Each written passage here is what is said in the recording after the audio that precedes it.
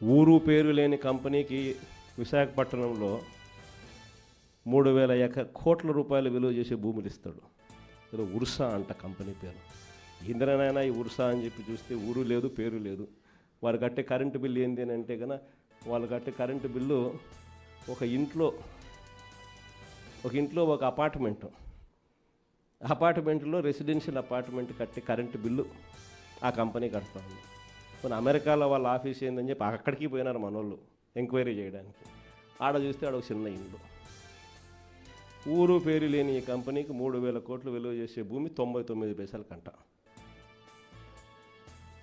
రూపాయికి ఇడ్లీ వస్తుందో రాదో నాకు తెలియదు, కానీ చంద్రబాబు నాయుడు హయాంలో మాత్రం ఉర్సా లాంటి ఊరు పేరు లేని కంపెనీలకు 3,000 కోట్ల రూపాయలు మాత్రం డబ్బులు దోచిపెట్టి నాకింత నీకింత అని పంచుకునే కార్యక్రమం జరుగుతూ ఉంది.